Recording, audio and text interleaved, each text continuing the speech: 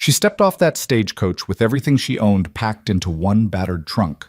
And within 60 seconds, the man who had promised her a future looked her up and down, turned his back, and walked away without saying a single word. No argument, no explanation, just silence and the sound of boots in the dirt. The trading post crowd watched. Some laughed. Some looked away. Nobody moved to help. If you've ever been dismissed before you even got the chance to speak, stay with me. Because what happened next on that mountain will change the way you see strength forever.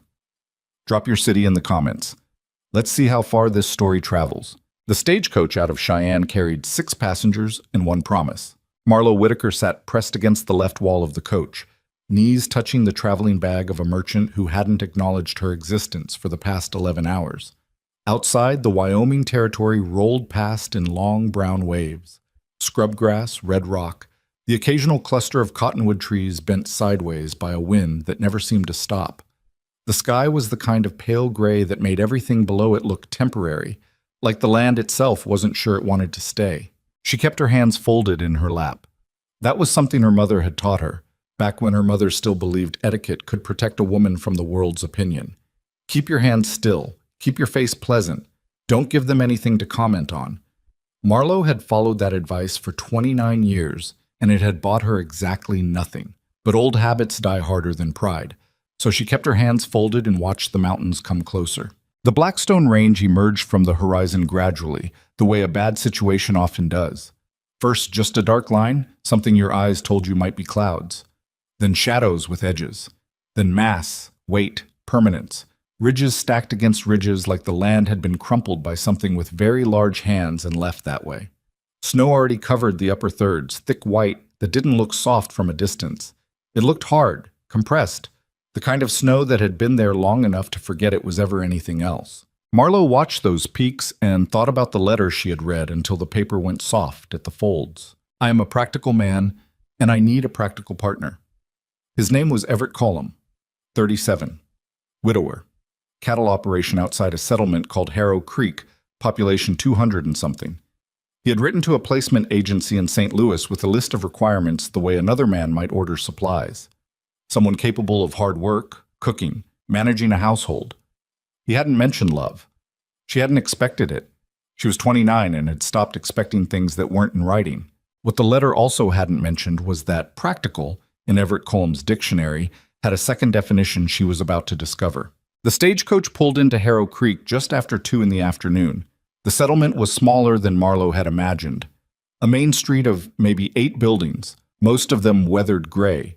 One general trading post with a covered porch where 3 men sat doing the particular kind of nothing that men do when they're waiting for something worth watching. A livery stable. A building that might have been a church or might have been a grain storage facility. It was hard to tell which purpose it was currently serving.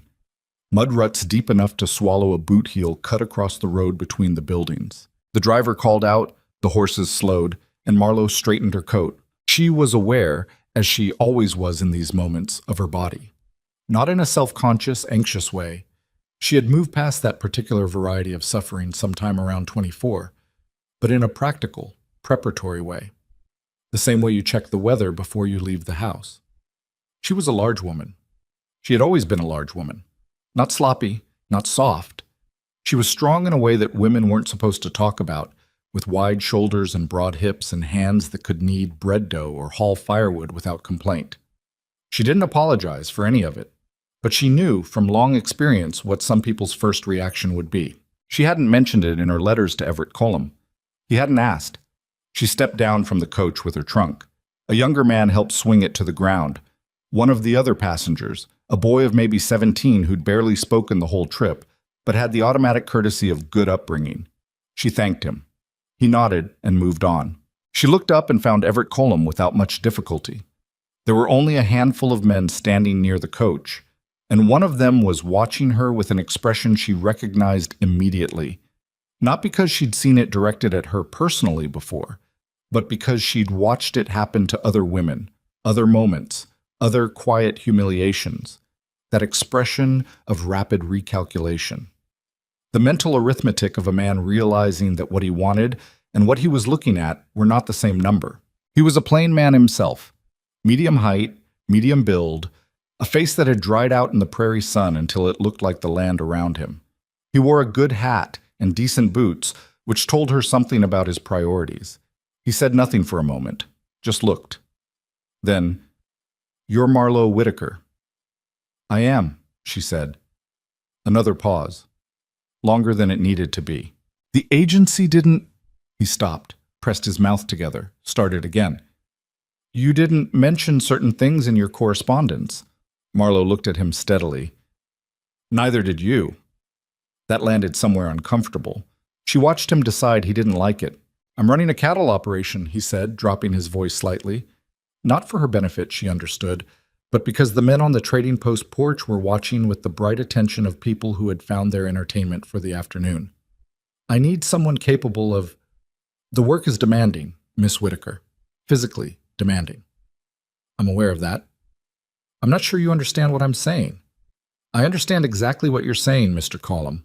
He didn't answer that. He picked up his hat, turned it in his hands once, the way men did when they needed something to do with themselves, and then said, so quietly it barely qualified as a sentence, "I don't think this is going to work." The porch went quiet. One of the men leaned forward slightly. Marlowe felt the cold that had nothing to do with weather. She'd felt it before, that particular cold that moves from your chest outward. And she knew the only thing to do with it was stand still and let it pass through you, because if you let it settle, you were finished. "My trunk is already on the ground," she said. Her voice was even. She was proud of that. "My fare from St. Louis has been paid and there's no refund provision in the agency contract. I have $12.40 to my name, which is now 3 days behind me in a direction I have no way of returning to without funds." "I'll pay your fare back," he said, already stepping back, already putting distance between them, like her situation might be contagious. "When?" she asked. "The next coach east doesn't run until Thursday. That's 4 days from now." He pulled a money clip from his vest pocket, extracted some bills, and held them out. She looked at them without moving. "That's not the agreed amount," she said. "It's what I have." She took the money because she had to, because dignity is one thing and freezing is another, and she wasn't stupid.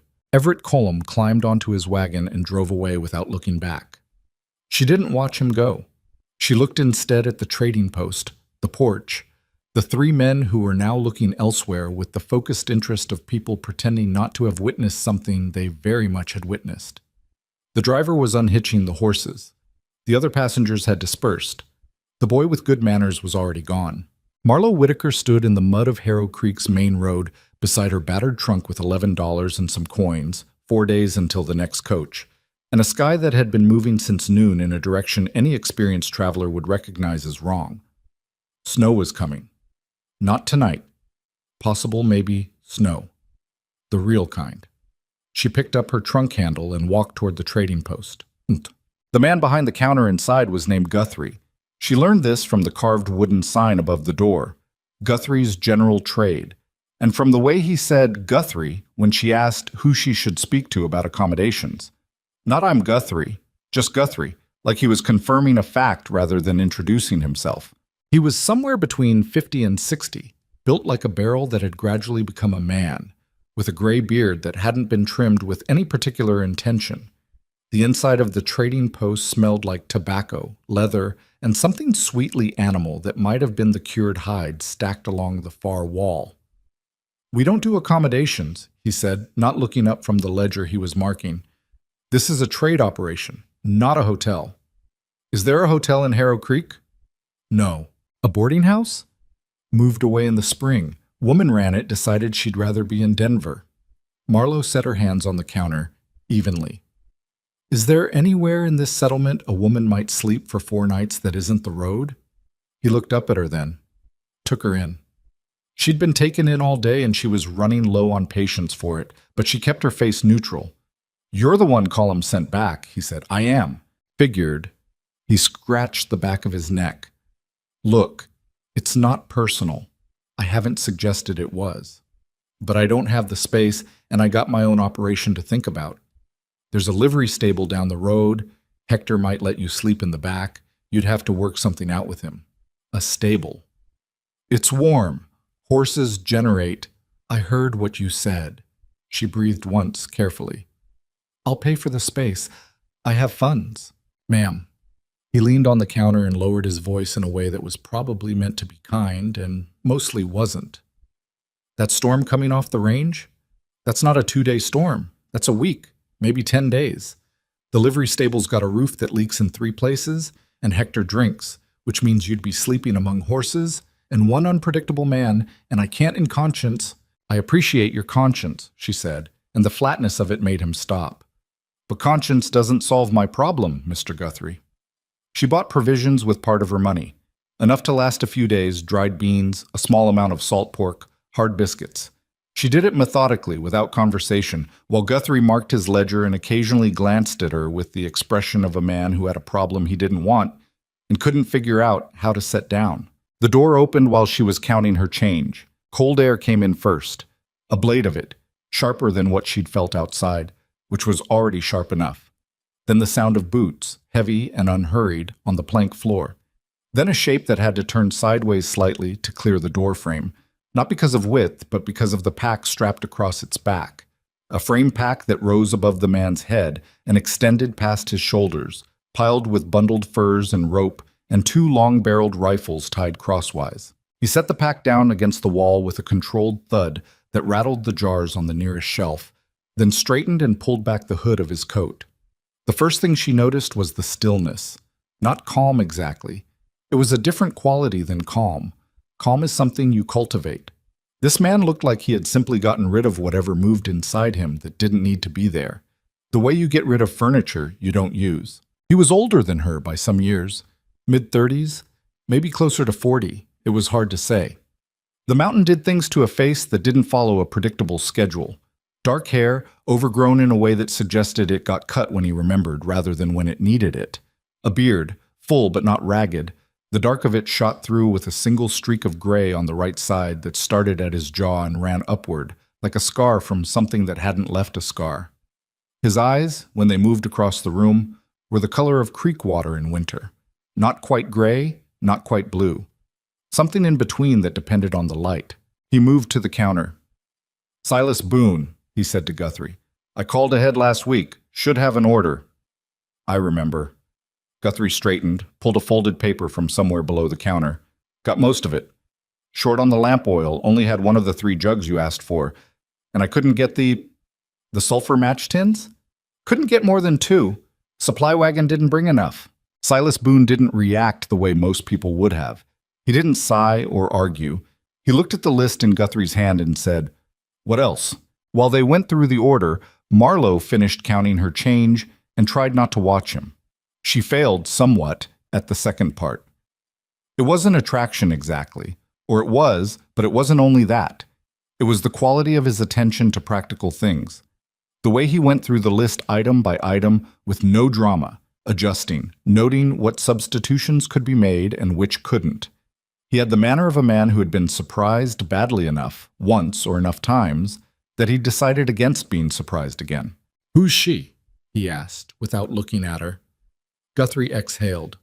"Column's mail order. Sent her back." A pause in the list checking. Brief. "Sent her back," Silas repeated. "Coach East isn't until Thursday." Another pause. Longer. "Where's she sleeping until Thursday?" "That's what I'm trying to figure out." Silas Boone turned and looked at her directly for the first time. She met it without flinching. She had been looked at all day in ways that were trying to find something wrong with her. This look was different. It wasn't searching for flaws. It was assessing a situation. "What's your name?" he said. "Marlowe Whitaker." "You got money for the coach fare?" "He gave me something. Not the full agreed amount. I have enough for fare and a little over." "You need somewhere to stay until Thursday." "That's accurate." "How much over the fare do you have?" She told him. It wasn't much. He turned back to Guthrie. "Add a cook kit to the order, small one." Then he looked back at her. "My cabin is 3 hours up the trail. You can sleep there until the coach comes. In return, you cook and you clean, and you don't touch anything I haven't said you can touch." Marlowe looked at him. "You don't know me. I know you're about to have nowhere to sleep and there's a storm coming that'll close this settlement for a week." "The storm might not—" "It will," he said simply. "I've been watching that sky since morning. That storm will close this road by tomorrow at noon, which means there's no coach on Thursday. There might not be a coach until next week. So the question isn't whether you need shelter. The question is whether you're willing to earn it or whether you want to sit in Guthrie's storage room and pretend you have other options. The directness of it landed somewhere between rude and honest. She decided after a moment that it was more the second thing. "What does cooking and cleaning mean to you specifically?" she asked. He almost looked surprised. Almost. "Means making food and keeping the cabin from becoming a problem." "Is it currently a problem?" "It's been worse." She looked at him. He looked at her. The trading post was very quiet. 3 hours is a long walk," she said. It's not a walk. It's a climb. My trunk. Won't make it up the trail in this weather. Guthrie can store it." She looked at the trunk. Everything she owned was in it. She looked at the sky through the trading post window, that particular shade of gray that had been thickening since afternoon. She looked at Silas Boone, who was already turning back to his supply list with the air of a man who had made an offer and didn't particularly need to oversell it. "All right," she said. He didn't say good or fine or any of the small social lubricants that people use to smooth over agreements. He just nodded and went back to the list. Guthrie caught her eye across the counter and gave her a look that seemed to mean he's odd, but he's not dangerous, which was, she supposed, the most reassuring thing anyone had said to her all day. She'd been told it was a climb. She hadn't understood what that meant until she was doing it. The trail out of Harrow Creek moved north for perhaps half a mile before it began to rise, and once it began to rise, it did not apologize for it. The first hour was steep enough that her thighs burned and her breath came hard in the cold air, and she had to watch every step because the path was rocky and uneven and already developing a skim of ice in the shaded sections where the afternoon sun never reached. Silas moved ahead of her with the pack on his back at a pace that was not fast but was relentless, the rhythm of a man who had done this enough times that his body did it without consultation from his brain. He didn't help her. He also didn't mock her. He simply moved up the trail and looked back occasionally in the way a person checks on something they're responsible for, but don't intend to manage. At one point, her foot went out from under her on an icy section, and she went down hard on one knee, catching herself with both palms on the rock. The impact was sharp enough to make her eyes water. She stayed on her knee for a moment, breathing. Silas stopped, looked back. "You hurt?" he asked. "No," she said, which was mostly true. Her palms were bleeding slightly where the rock had taken skin, and her knee would bruise, but nothing structural. She stood up. He waited until she was on her feet and moving before he turned and continued. He didn't offer his hand. She hadn't wanted him to. They climbed. The light changed as the afternoon aged, moving from pale gray to something darker, that had a color in it she couldn't name. Not purple exactly, not blue. Some shade specific to mountain dusk that she'd never seen before and had no reference point for. Below them, Harrow Creek had become a cluster of yellow lights, tiny in the valley, looking less substantial than it had when she was standing in it. Above them, the snow line crept closer, and the wind came down off the upper ridges in gusts that pushed at her back, and then, confusingly, at her face. "How much further?" she asked, at one point. "Hour and a half," he said. She nodded and said nothing else. The second hour was harder. Not because the trail steepened. It actually leveled somewhat through a stretch of lodgepole pine that offered shelter from the wind. But because darkness was settling and she was tired in the deep way that lives below muscle and bone, the exhaustion of a day that had taken too many things from her in quick succession. Her feet were cold inside her boots. Her hands were worse. She'd tucked them inside her coat, but every time she needed them for balance on the trail, she had to pull them back out into the air. She did not say any of this. She said, "What kind of furs do you trap?" Silas glanced back. He seemed momentarily uncertain if she was serious. "Beaver, mostly," he said after a beat. "Some mink. Marten when I can get it. They're faster than they look. Coyote if they come onto the trap line, but coyote pelt prices have been low." "How long have you been doing this?" A pause. "Calculating, maybe. 11 years? Up here?"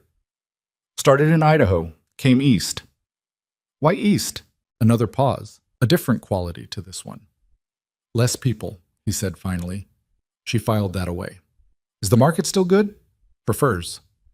"Less than it was. East Coast buyers want different things than they used to. It's getting harder."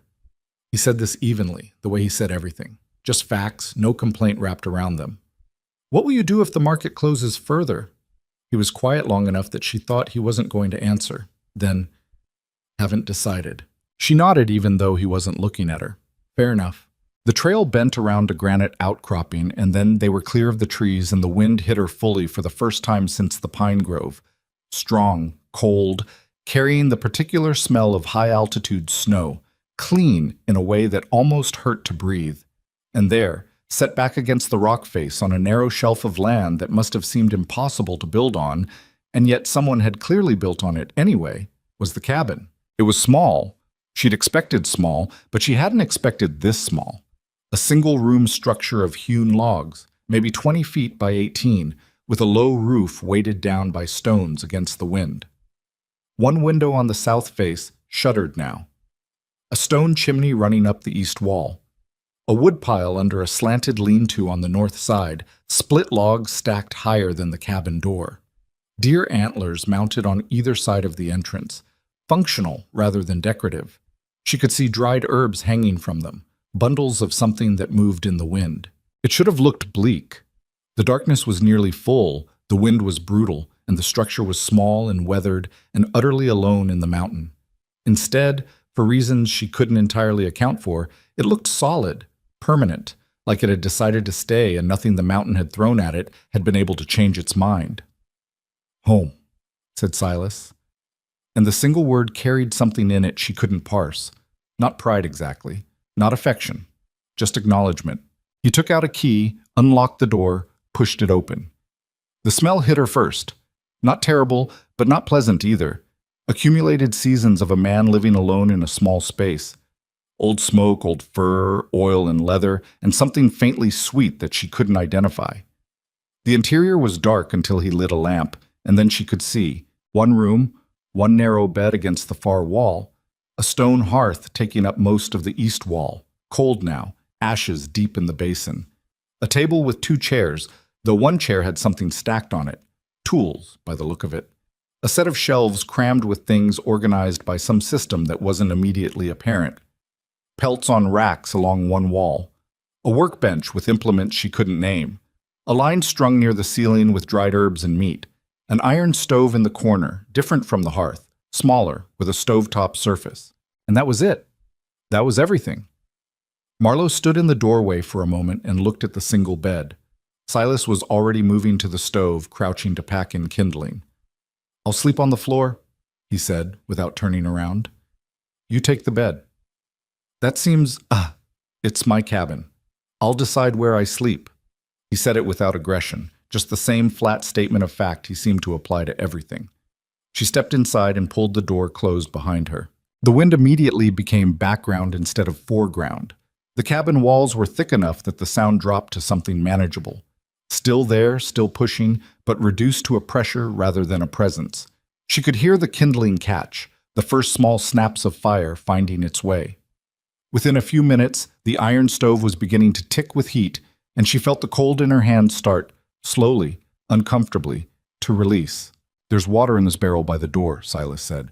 Don't drink it straight. There's a pot on the stove shelf. Heat it first. All right. Shelf on the left has the food stores. I'd appreciate it if you cooked what's there rather than changing what's there. The system for what gets replaced and what gets used in what order. Tell me the system, she said. I'll follow it.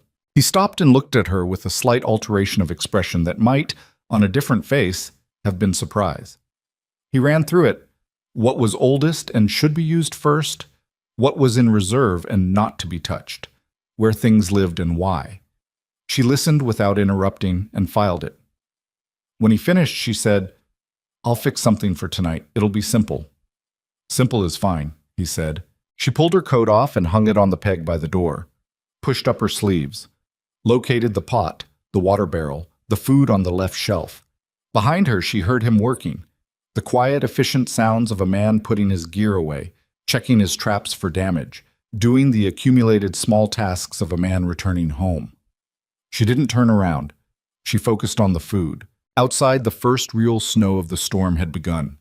She could hear it, a change in the wind's sound, a softening, as the flakes started to fill the air and muffle the sharper edges of the mountain's voice. She cooked.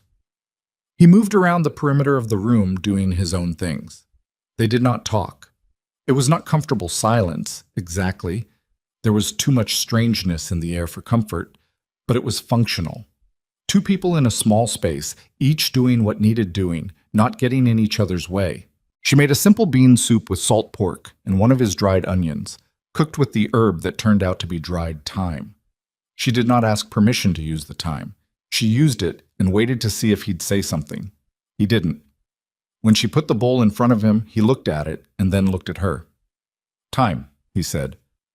The thyme nearest the stove was the oldest, based on your system. A beet. Something shifted slightly in his expression. Not warmth, not quite, but something in that family. It's fine, he said. They ate without talking. Outside, the snow thickened. Inside, the stove made its steady sounds, and the lamp threw yellow light against the log walls. And somewhere under the table, their feet were close to the same territory without touching, which was the closest thing to comfortable that this first night was going to offer. After the meal, she washed the bowls with the heated water and dried them and put them back in their exact places. He watched her do it and said nothing. She made up the bed, the single, narrow bed, and sat on the edge of it and looked at the one window, shuttered now, which would have shown her the storm if it were open. Outside, the mountain was becoming something she couldn't see or properly imagine. The outhouse is 10 steps from the north door, Silas said from the floor, where he'd arranged himself with blankets and a bedroll. Count the steps, because visibility will be poor in the morning. 10 steps, north door. Don't go further than that without me. The drop on the west side of the ledge. You can't see it in the snow. She turned to look at him. He was on his back, looking at the ceiling. I'm not going to go wandering off a cliff, she said. Didn't say you would. Just telling you where the danger is. She looked at him for another moment.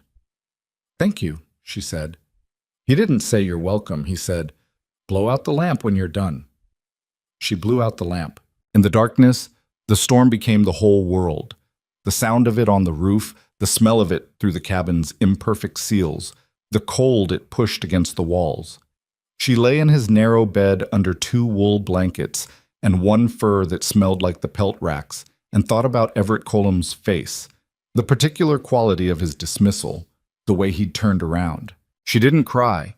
She was too tired for crying and too angry, though the anger was quiet, the kind that sits deep and doesn't flare, the kind that's less about one man and more about a long accumulation of moments like this one, stretched back across years. What she thought instead was, I'm alive, and I'm warm, and tomorrow I will still be here. That wasn't nothing. On the floor, Silas Boone's breathing slowed and steadied into sleep. 3 feet away, in a cabin on the side of a mountain in a storm that was just getting started, the woman nobody wanted closed her eyes and held her ground. That was something she was very good at. Oh, she woke before him. The gray light coming through the cracks in the shutters told her it was early, barely dawn, maybe earlier.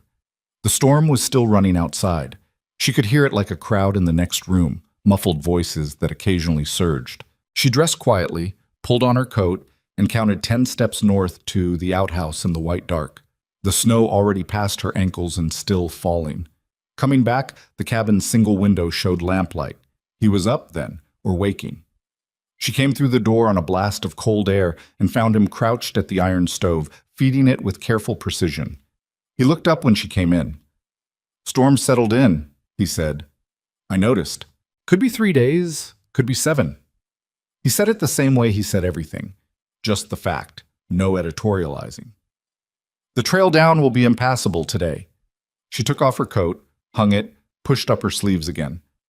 Then I'll start breakfast. He watched her for a moment. She could feel the watching even with her back to him, and then he turned back to the stove. The oats are on the second shelf, he said. There's dried apple from last fall in the tin beside it. Thank you, she said. Don't thank me, he said. You said you'd cook. I'm telling you where the food is. She almost smiled. Didn't. She cooked the oats with the dried apple and some of the maple sugar she found in a small clay pot at the back of the shelf. She did not ask permission for the maple sugar either. It was the smallest pot and clearly had been sitting there long enough to crystallize around the edges. When she put the bowls down this time, he looked at the contents and then at her and said nothing at all, which she was beginning to understand was its own kind of response. Outside, the mountain pressed in.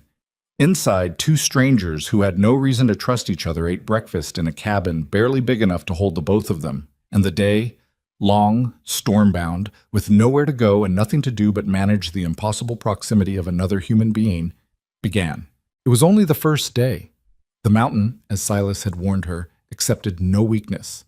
But weakness, Marlowe Whitaker had learned, was not the same as struggle. Struggle, she'd always been good at. She put the bowls in the pot and began to wash them, and the snow against the shutters sang its long, patient song, and outside the world was white and wild and completely indifferent to the two of them, which meant the only thing that mattered now was what they were going to do with each other. Neither of them knew yet. The second day of the storm, Marlowe found the mold.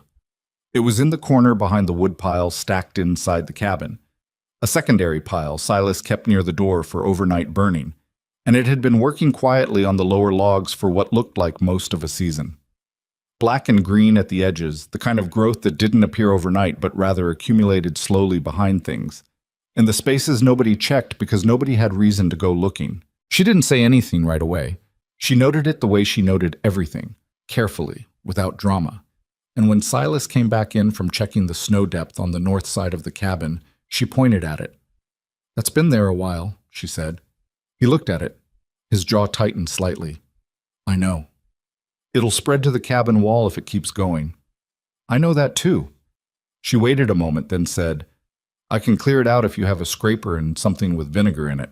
He stood there for a second with the cold still coming off his coat, looking at the corner, and she could see the particular internal negotiation of a man who knew something needed doing and didn't like that someone else had noticed it needed doing.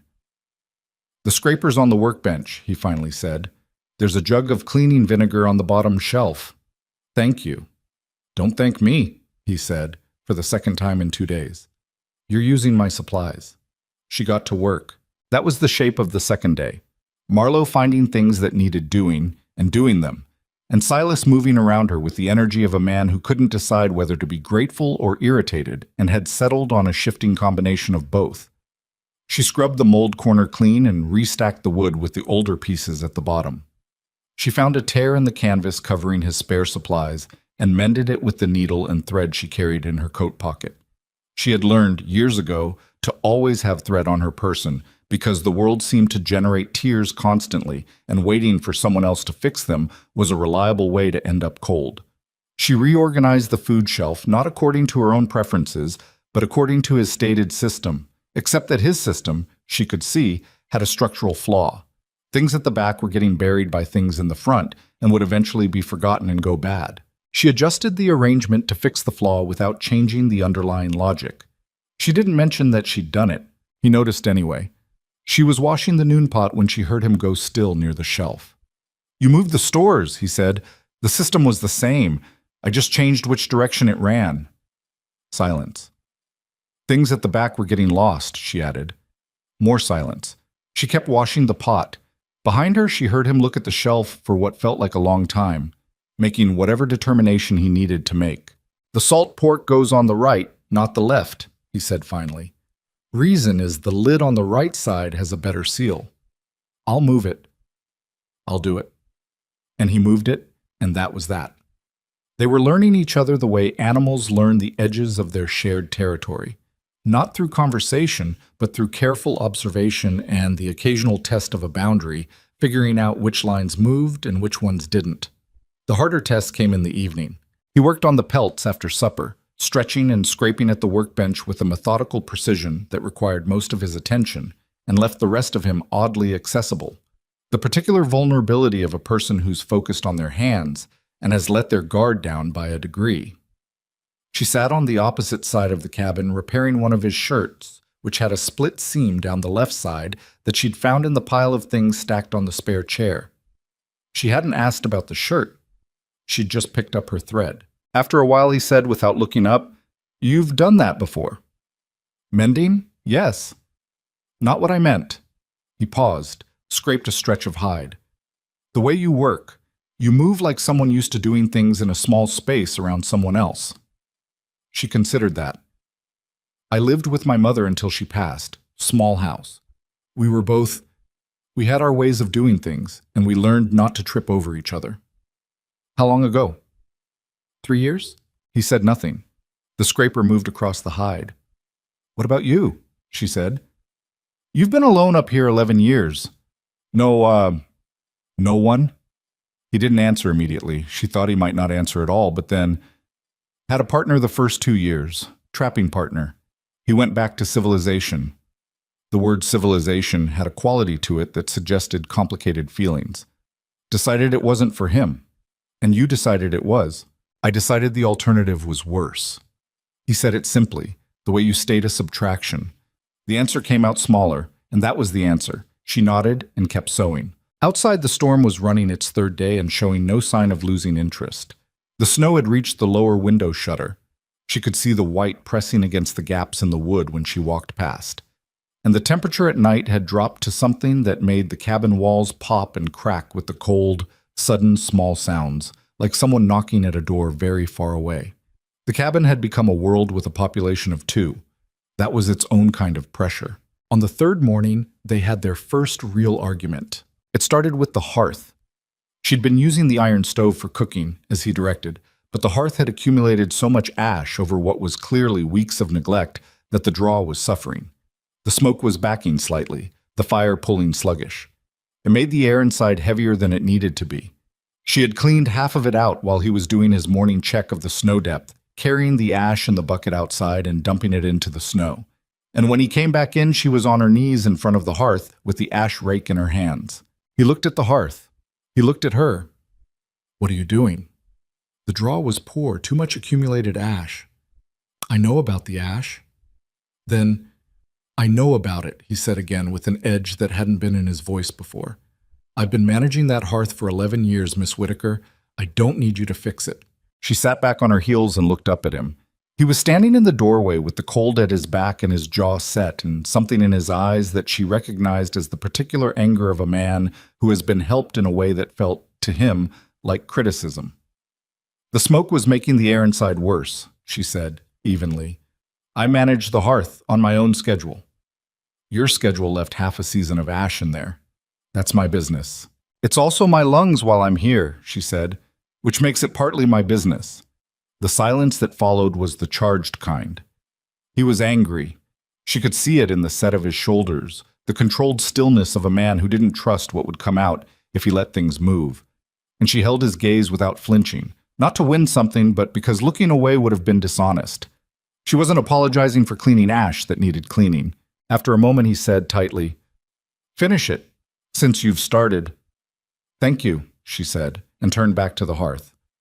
Stop thanking me, he said sharply, and went to the workbench. She finished the hearth. She did it without hurry, without any performance of either resentment or satisfaction. When she was done, the draw was noticeably better. The fire pulled clean, the smoke went where it was supposed to go. The air inside the cabin improved within an hour. She said nothing about any of this. He said nothing either. But she caught him, once, standing near the hearth with his hand near the mantel, feeling the better heat radiating out, and whatever calculation was running behind his eyes, she couldn't read it.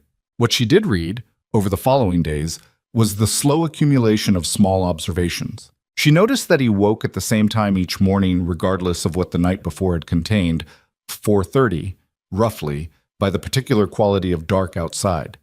She noticed that he ate methodically, finishing one thing before moving to the next, and that he had no patience for food that was fussy or over-seasoned. She noticed that he read, which surprised her. There were 6 books on the shelf above the spare chair, worn to softness at the spines, an almanac and a natural history, and 3 novels with titles she couldn't make out, and 1 book of surveying maps. She noticed that the maps were the most worn of the 6. She noticed that he had a way of going still when he was thinking. Not the still of a sleeping man or a bored man, but the still of a person who had learned to think hard while their body waited. She noticed that when something bothered him, he worked his jaw slightly, once, and then stopped, and then said what he was going to say or said nothing. She noticed that he almost never chose nothing. He was watching her too. She could feel it. Not uncomfortable, not predatory, just the thorough attention of a man cataloging something he hadn't expected. On the fourth day, a section of the roof brace on the lean-to shed outside needed resecuring. She could hear the wind working at it, a different sound from the rest of the storm, something rhythmic and increasingly worrying. Silas went out to fix it and came back 30 minutes later with his hands red from the cold and a bent iron spike he'd salvaged from the repair. She put the water on to heat without being asked. When he sat down at the table, she brought the basin and let him put his hands in the warm water. He didn't say thank you. He looked at his hands in the warm water and said, "It'll hold until the storm breaks. After that, I need to replace the whole brace." "I can hold the other end," she said. He looked at her. "It's heavy work." "I'm aware of what heavy work is." The edge of something crossed his face. Not quite apology, not quite respect. Something between the two that didn't have a clean word. "All right," he said. That afternoon, she found the photograph. It was wedged between two books on the shelf, the kind of accidental storage that happens when you put something somewhere temporarily and then leave it there long enough that it becomes permanent. A single photograph, formal, the kind done in a studio. A younger version of Silas, maybe by 10 years, standing beside a woman with dark hair and a serious expression. Not posed serious, genuinely serious. The face of someone who didn't do things for show. They weren't touching in the photograph. They were standing close, though, in the way of people who knew each other's weight. She put it back exactly as she'd found it. She did not ask about it. But that evening, when the storm outside sharpened again and they sat on their respective sides of the cabin in the lamplight, she thought about the photograph and about the word he'd used, civilization, and about 11 years alone on a mountain, and she understood something about the shape of a life that had been built specifically around the absence of a particular kind of pain. She understood that shape because she had built something similar. Different architecture, same impulse. "You don't ask much," he said, startling her out of her own thoughts. She looked up. "What?" "Questions. Most people, they're stuck somewhere for 4 days. They ask questions. You don't." She considered that. "I figure if you want me to know something, you'll tell me." He looked at her for a moment. "Most people don't operate that way." "I know," she said. "Most people make it everyone else's problem that they're curious." Something shifted in his face. Slight. It was always slight with him. All his expressions moved in small increments, like a man who'd learned to keep everything on a low setting. But she was getting better at reading the small movements, the way you got better at reading low light the longer you sat in it. "You're intended," he said. "Call him? Was he the first?" "The first that paid money to an agency, yes," she said. "There were others before in the usual social ways. They all reached a point where the same decision got made." He said nothing, but he was listening. "It's not a tragedy," she said, before he could apply whatever sympathy he was assembling. "I stopped treating it as one a while back. It's a pattern. I've had time to look at it clearly. Some men want a certain kind of woman, and I'm not that kind, and I made the mistake of thinking that was about me." She paused. "It's not about me. It's about what they thought they wanted versus what they were willing to actually live with." He was quiet for a moment, then, "What did you think coming out here would be different?" It was the most direct question he'd asked her yet. She appreciated it. "Cullum's letter said practical partner," she said. It didn't say anything about appearances. I thought practical meant practical. Someone who wanted work done and someone to share the weight of doing it." She looked at the fire in the hearth, the good clean draw of it. "I was wrong about what he meant, but I don't think I was wrong about the idea." Silas Boone looked at his hands on the table, the rough worked surface of them, the red still fading from the cold. He didn't say anything for a while. The fire spoke for the room. "No," he said finally. "You weren't wrong about the idea." She looked at him. He wasn't looking at her, he said. He was looking at the table, or through it, the way a person looks when they're seeing something that isn't in the room. And she decided not to press on whatever that meant, because it was late and the storm was running its fourth night, and some things needed more space than a single lamp-lit evening could provide. "I'm going to sleep," she said. "All right," he said. She lay in the narrow bed in the dark and listened to the storm and to the cabin settling under it, and to the sound of Silas on his bedroll on the floor, and she thought, with more clarity than she'd had in some time, that this was the strangest situation she had ever survived, and also that survived was exactly the right word for it, and that surviving something was not nothing. Tomorrow the storm would either break or it wouldn't. The world would offer what it offered, and she would deal with what came. That was the whole of the plan, and it had gotten her this far, and she supposed it would have to do. She closed her eyes.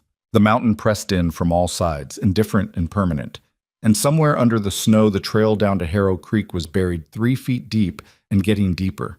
And the woman who was supposed to have left already pulled the fur blanket to her chin and decided, with the particular stubbornness that had kept her upright through everything life had thrown at her, that she was not going to fall apart in a stranger's cabin on the side of a mountain in a storm that hadn't had the decency to end. Not tonight. Not ever, if she had anything to say about it. The storm broke on the 5th day and came back harder on the 6th. That was the thing about mountain weather that no one who hadn't lived it could properly explain. It didn't move like weather elsewhere, didn't build and release and move on. It circled. It retreated and returned with reinforcements. The morning of the 5th day had given them both a false hope. The wind dropped. The snow thinned to a scatter, and a pale strip of blue appeared at the horizon like a promise being made. Silas had gone outside for 2 hours to check the trap line nearest the cabin, moving through the deep snow with the practiced ease of a man who'd done it in worse conditions. And Marlowe had used the lighter air to air out the blankets and open the south shutter for an hour to let cold, clean light into the room. Then the sky closed back over like a fist, and by noon it was worse than before. Silas came in from a second check of the woodpile with snow in his beard and that particular stillness in his face that meant he was doing the kind of arithmetic that didn't come out to pleasant numbers. He stood near the hearth and looked at the ceiling. An old habit, she'd learned, his way of listening to what the roof was telling him about the weight above it. "How bad?" she asked. "Bad enough." He pulled off his outer coat and shook it. "This is the second arm of it. Happens up here sometimes. A storm splits and circles back. We've got another 4, maybe 5 days." She absorbed that. "Food?" "Sufficient. Wood's the concern. I've got maybe 6 days of what's in the lean-to, if we're careful." "Then we'll be careful." He looked at her, one of those brief assessing looks that she'd gotten used to over the past 5 days, the kind that checked whether she was managing or pretending to manage. He seemed to conclude she was doing the first thing and turned to the stove. They rationed the wood. It was not comfortable. The cabin stayed warm enough to prevent genuine danger, but not warm enough for comfort. Somewhere in the range where you kept your extra layer on indoors, and the tip of your nose was always slightly cold, and the bedroll and blankets ceased to be luxury and became necessity. Marlowe stopped leaving her coat on the peg by the door. She wore it like a second skin. The 7th day was the hardest. The temperature dropped in a way that had nothing gradual about it. She woke before Silas, which almost never happened, and knew something was wrong before she was fully conscious, knew it from the quality of the cold, the way it sat in the room like something with weight, the way her breath was visible even under the blankets. She sat up, and her joints protested in a way that had nothing to do with the narrow bed. The stove had gone low in the night. She got up and went to it and fed it carefully, methodically, the way Silas had shown her. Not too much at once. Let the draft come back first, then build it. Her hands were stiff enough that the work was slow. While she was at it, she heard him behind her. "The temperature dropped fast," he said, and his voice was different, slightly rougher than usual, which she filed away without understanding why it mattered. "I'm building it back up," she said. "I know." A pause. "I should have set an alarm." "It's all right." "It's not." He stopped, tried again, in the flat way of a man not used to admitting things. "It's a mistake that shouldn't have happened, on my part." She turned and looked at him. He was sitting up on his bedroll, one arm across his knees, and even in the dim light before the lamp was lit, she could see that something was off. There was a quality to his face, a pallor beneath the weathering, that hadn't been there yesterday. "Come sit near the stove," she said. "I'm fine." "I didn't say you weren't. I said come sit near the stove." He moved to the chair near the stove, and she watched him do it, and she noticed that his movements were slightly slower than they usually were. Not dramatically. This wasn't a man who made dramatic things happen in his own body. But she'd watched him move for 7 days, and she knew his normal pace the way you knew a clock's tick, and this was slower. She put water on and came and stood in front of him and said, "Let me see your hands." "My hands are fine." "Silas." He looked up at her. The use of his first name, she'd barely used it in 7 days, had been careful with it, and she saw him register the shift. He held out his hands. They were very cold, colder than they should have been, even accounting for the drop temperature, colder than her own hands, which had been out from under the blankets and working at the stove. The color was off, too pale at the fingers, a grayish quality at the tips that she didn't like. "How long have they been like this?" she asked. "They're fine. It's just the cold." "That's not an answer." A pause. "I noticed it last night," he said. "It passes." "Has it passed before?" The silence before he answered was long enough to be its own answer. "Once or twice in bad winters," he said finally. "The extremities. It comes back." "Your feet?" He didn't want to answer. She could see the reluctance in the set of his jaw. "Some." Marlowe did not say anything that would have made him feel worse about it. She did not say, "Why didn't you tell me?" or "This is serious," or any of the things that would have made him close up and back away from the conversation. She simply said, "Take your boots off." "Marlowe, please," she said. Just that. No pressure in it, no demand, just the word. He took his boots off. His socks were thick wool, good quality, and when she peeled one back carefully, the foot underneath was the same too pale color as his hands, the same grade quality at the toes. She warmed water, not hot. The worst thing you could do was use hot water. She knew that from her mother, who'd had the same problem some winters, and had him put his feet in the basin. Then she took his hands between hers and held them, not rubbing, just holding, her palms around his fingers, adding her warmth to his slowly, the way you warmed a cold, stiffened animal that had come in from a storm. He did not object. She thought he might, thought the proximity would be too much, the contact too unexpected. But he didn't. He sat in the chair with his feet in the basin and let her hold his hands, and the cabin was very quiet except for the storm outside and the small sounds of the recovering stove. After a while, he said, "I should have said something last night." "Yes," she agreed. I don't have a lot of practice with." He stopped, tried differently. "Asking for help is not something I've needed to do in some time." "I know," she said. "I'm not using that as an excuse." I didn't take it as one. His hands were warming under hers. She could feel the circulation coming back, the subtle shift from cold and still to something more present, more alive. He would look at their hands occasionally and then look away, and she understood the particular discomfort of being seen needing something. She had felt it herself plenty. "Your mother," he said. "She had this?" "In bad winters.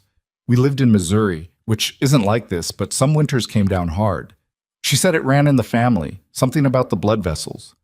She shifted her grip slightly, warming the knuckles.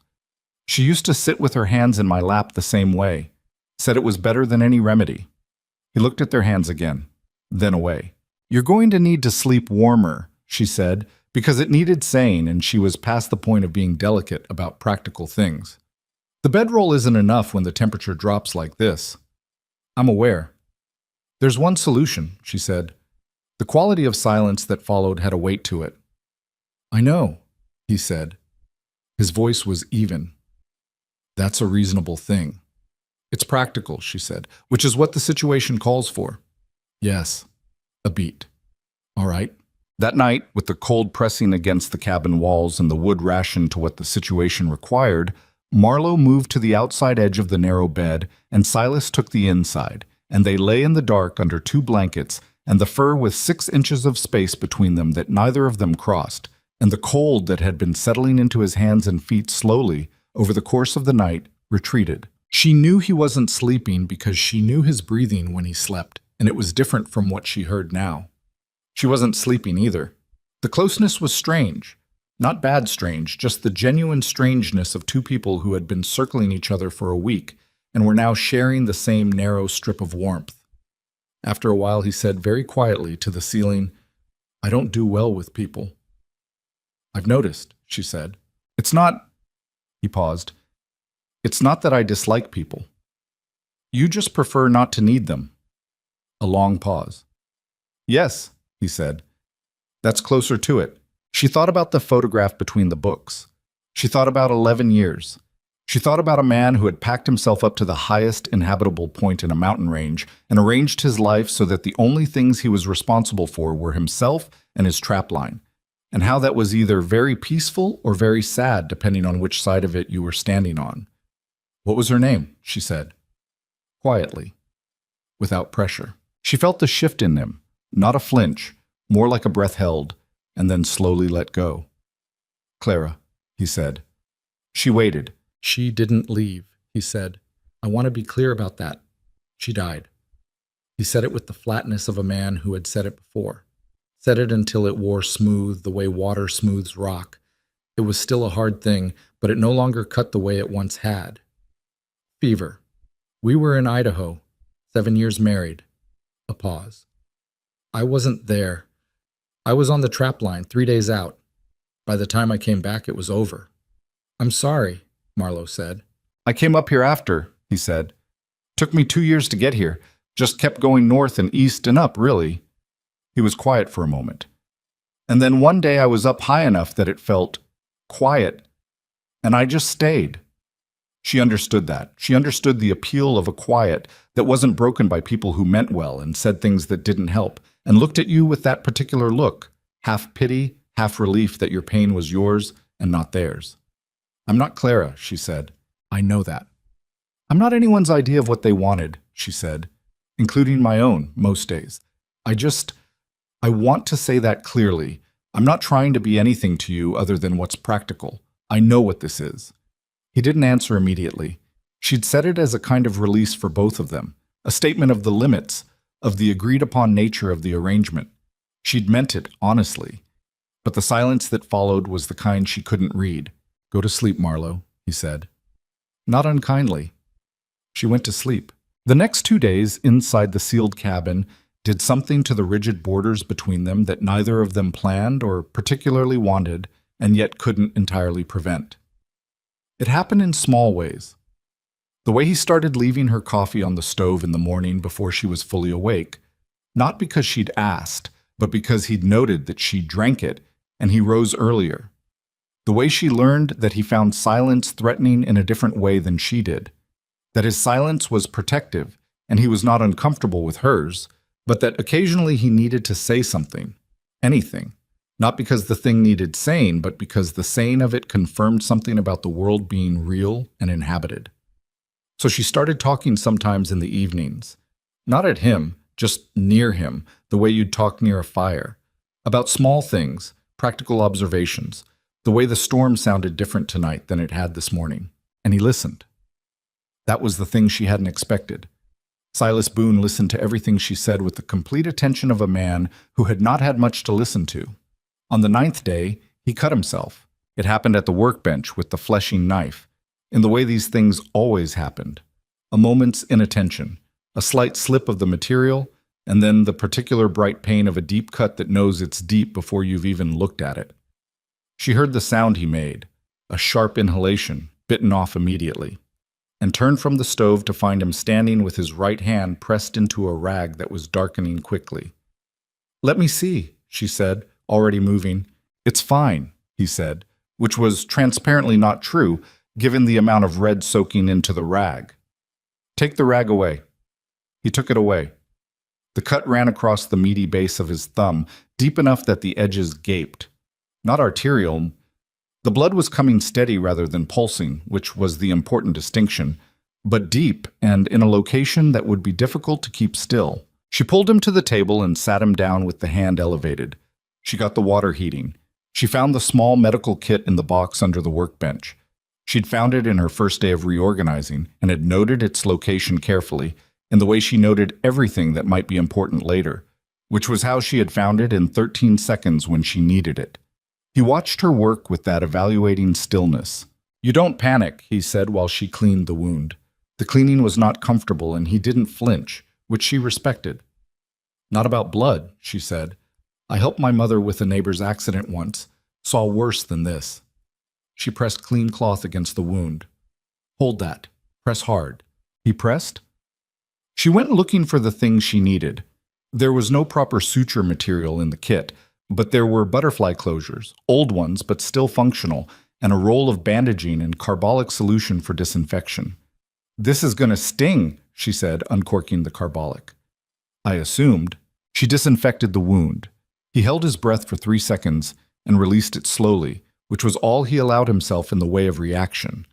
She had the distinct sense that if she hadn't been watching, he might have made more noise about it, and that he was performing a version of himself that didn't quite match the man in private, and she found this unexpectedly human. She closed the wound with the butterfly strips, working carefully because the location meant every small movement of his thumb would pull at it, and she needed the closure to hold. She cut a section of her spare petticoat for padding. It was clean cotton, cleaner than anything else in the kit, and wrapped the hand firmly. He watched her cut the petticoat without saying anything. Then, "That's yours." "I'm aware." "I have cloth I could—" "It's already cut," she said. He looked at the wrapped hand. Back at her.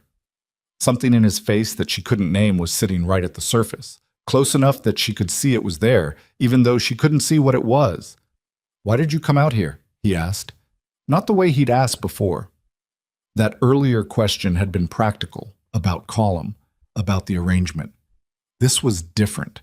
This was asking something further back. She sat across from him at the table and held the leftover bandaging in her hands. "The agency offered a way out," she said. "I had a life in St. Louis that looked respectable from the outside and felt like a very small cage from the inside. My mother was gone. My cousin's family let me live with them, which was generous, and I felt the generosity of it every single day, which was exhausting." She smoothed the bandaging across her knee. Column's advertisement said practical partner. I thought, someone who needs what I can actually do, rather than what I look like doing it. He was quiet. "I know how that sounds," she said. "Like I was running from something." "No," he said. "Sounds like you were trying to find something." She looked up. "There's a difference," he said. "People run from things and they're looking behind them the whole way. You—" He paused, worked his jaw once, the tells she'd learned. "You haven't looked behind you once since I found you in that trading post." She didn't know what to say to that. It was the most precisely accurate thing anyone had said about her in years, and it hit somewhere undefended, found a gap in the armor she hadn't known was there. "Colum was a fool," Silas said. Not angrily, just as a statement of fact he'd apparently been sitting on for some days and had decided to release. Whatever he thought he needed, he looked at you and made the wrong call. That's his failure, not yours. The fire in the hearth spoke into the silence. Outside, the storm was doing what it had been doing for days, but it sounded slightly different now. A different pitch, a different quality of pressure. Whether that meant it was turning, she couldn't tell yet. "You don't know me very well," she said finally. "To say that, I know you better than most people know someone they've lived with for years," he said. 9 days in one room, with nowhere to hide. He looked at his wrapped hand. "I know how you move when you think no one's watching. I know what you do when you're scared and when you're tired and when you're angry. I've seen you do all three, and I've seen how you handle it." He paused. "You don't fall apart." "Everyone falls apart eventually," she said. "Yes," he said, "but you choose when and where. That's not nothing." She looked at him across the table in the cabin that smelled like wood smoke and thyme and the faint animal scent of the pelts, in the light that the lamp made against the log walls, with his bandaged hand on the table between them and 9 days of shared difficulty behind them, and whatever came after still completely unknown. The storm ran one more night, and in the morning when she woke the wind was gone. Not quiet exactly. The mountain was never quiet. There was always something moving through the high elevation, some sound the rock and snow made that had no word for it. But the particular voice of the storm was absent. The shuttered window, when she opened it, showed a sky that was clear and cold and achingly blue, the kind of blue that only existed at altitude, and the snow on the ledge outside the cabin caught the early light and threw it back in 1,000 directions. She stood at the open window for a long moment, breathing the cold, clean air. Behind her, she heard Silas get up. Heard him come to stand somewhere near her, not close, not touching, but present. He looked out at the same sky. "Trail will be passable in 2 days," he said. "Maybe 3. "All right," she said. She said it evenly, the way she said most things. But the sky was very blue and the snow was very bright, and 2 days wasn't very long, and she stood at the open window of a cabin that had become, without any intention on her part, the most honest place she had inhabited in years. And she let herself feel the weight of that for exactly as long as she could afford to before she put it away and turned back to making breakfast. Some things you kept. Some things you closed the shutter on.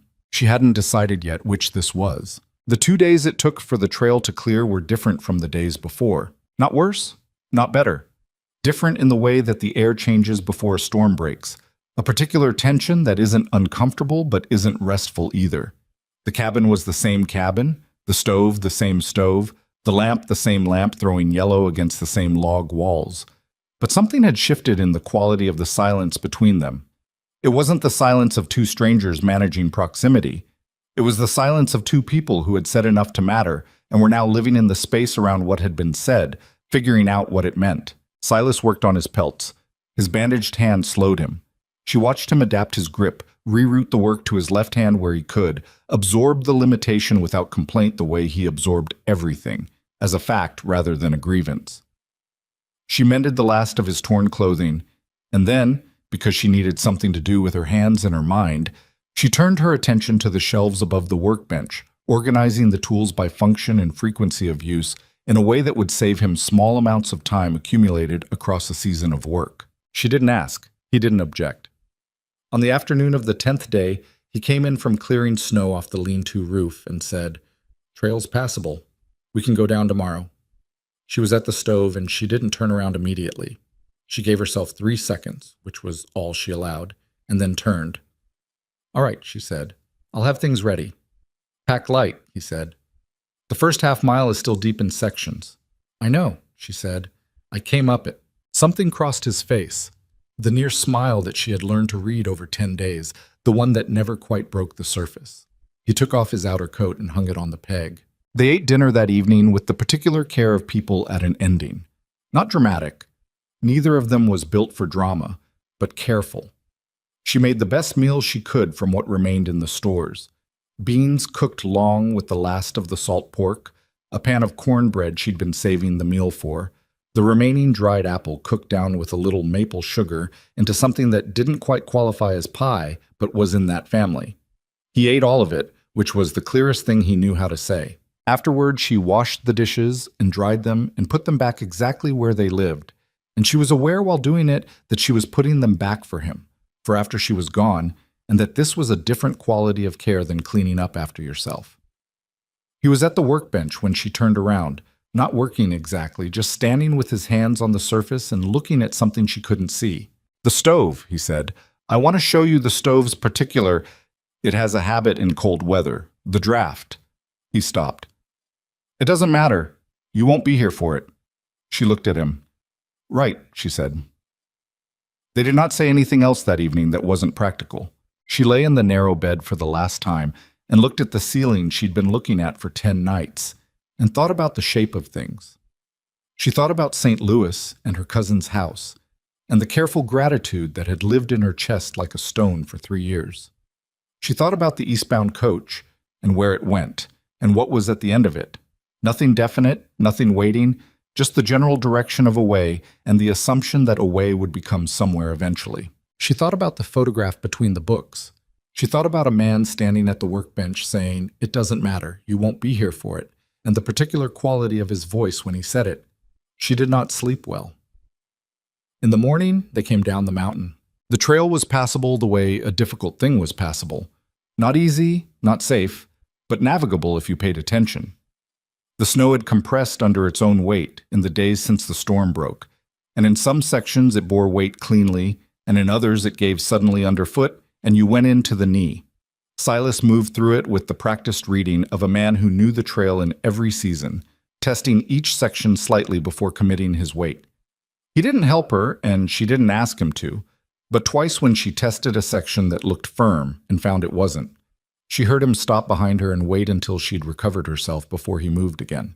They were an hour down when he said, "The left side of the trail past the granite shelf. The snow covers a drop-off. Stay center." "Thank you," she said. He didn't say, "Don't thank me this time." He just said, "I know." The second hour was quieter. The trail leveled through the pine section and the walking became easier, and Harrow Creek appeared below them in the valley the same way it had disappeared from view going up. Gradually, lights first, then shapes, then the particular smallness of it against the landscape around it. She looked at it coming into focus and felt nothing she could name cleanly. It wasn't dread, and it wasn't relief. It was the feeling of returning to something that had no claim on you. Guthrie was at the trading post counter when they pushed through the door. He looked at Marlowe with the expression of a man revising some assumption he'd made, then at Silas with the expression of a man who had known Silas long enough to have stopped being surprised by him and had just decided to start again. "Storm kept you," he said. It wasn't a question. 10 days, Silas said. He set his pack down. "When's the next coach east?" "Day after tomorrow, Tuesday." Guthrie reached under the counter. "I've been holding her trunk. Figured she'd come back for it eventually." Marlowe's trunk sat in the corner behind the counter where Guthrie pointed, looking smaller than she remembered. She crossed to it and opened the latch and checked the contents, not because she expected anything to be missing, but because it was hers and she needed to confirm it was intact. Everything was there. Her mother's quilt, folded on top. The 3 books she'd brought. The good dress wrapped in cloth. The photograph of her mother and herself taken the summer before her mother's illness, which she kept between the pages of the largest book. She closed the trunk. When she turned around, Silas was at the counter speaking to Guthrie in a low voice, and Guthrie was looking at him with an expression that moved through several phases before settling on something Marlowe couldn't read from across the room. She saw Guthrie reach under the counter and set a price book on the surface, open it, point at something. She saw Silas look at it for a moment, then reach into his coat. She understood what was happening before she reached the counter. Silas had pulled out his money, a fold of bills and a collection of coin that represented, she understood with a sudden clarity, the proceeds of months of trap work, the slow accumulation of a solitary season's labor. He was counting out the coach fare. "You don't need to do that," she said. "Your funds cover the coach, or they cover something to eat in the next town," he said, without looking up from the counting. "Not both.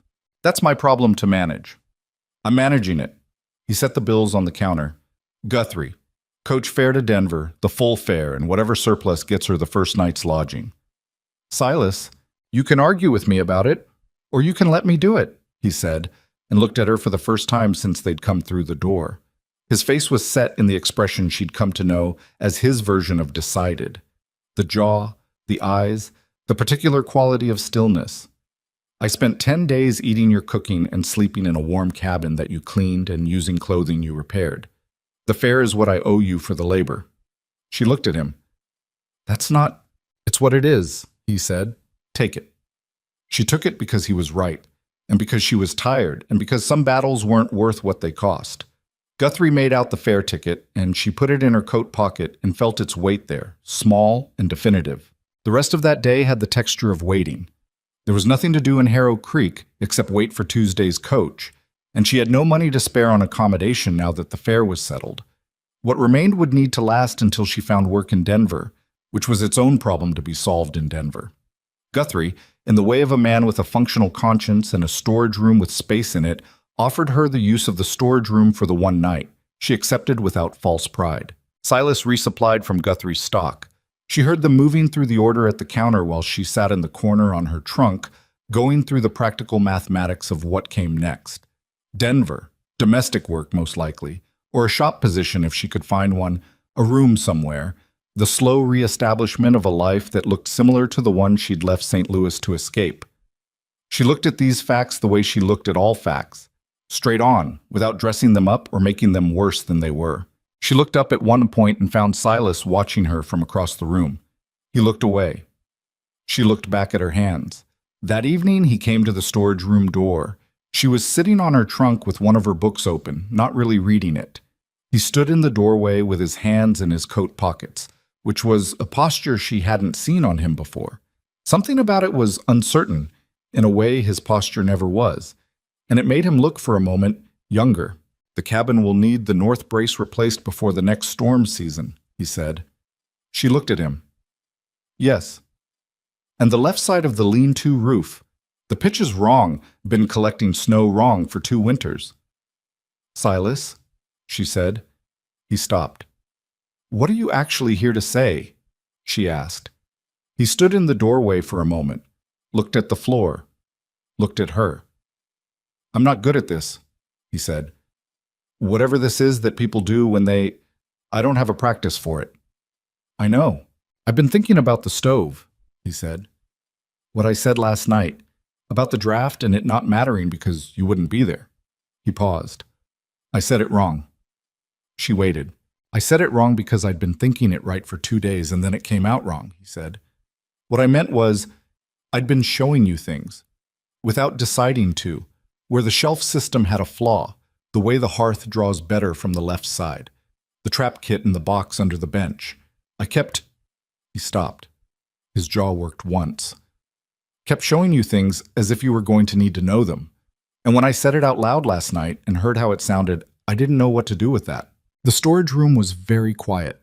The sound of Harrow Creek at night came through the walls, distant voices, a horse somewhere, the particular quiet of a small settlement after dark.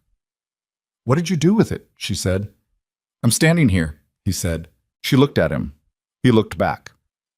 11 years of solitude stood behind him, and 29 years of dismissal stood behind her, and neither of those things had gotten lighter in the telling, and neither of them was the person the other had imagined ending up with, and none of that seemed to be the point anymore. "The north brace and the lean-to roof," she said carefully. "That's 2 projects." "Spring work," he said. Ground's too frozen now." "Spring," she said. He took a breath. "I want to say it plainly. I don't have pretty words for it, and I wouldn't trust myself if I tried to find them. What I know is that cabin was a specific way for 11 years, and then it was different, and the way it was different was better, and that's got one explanation." He stopped again. Started again. "I want you to come back up." The last 3 words landed simple and unadorned and more effective than anything elaborate could have been. She looked at her hands on the book in her lap, at her mother's quilt folded in the trunk, at the fare ticket in her coat pocket, at Silas Boone standing in a storage room doorway in Harrow Creek with his hands in his pockets, offering her something that he'd clearly spent most of the descent down the mountain trying not to offer, because offering it meant needing something. "You said you didn't need people," she said. "I said I preferred not to need them," he said. "That's different, is it?" "Yes," he said, with the flatness of a man who had thought about this carefully. "Preferring not to need something doesn't mean you stop needing it. It just means you've gotten good at pretending." He looked at her steadily. "I've been pretending for 11 years. I don't think I want to keep doing it."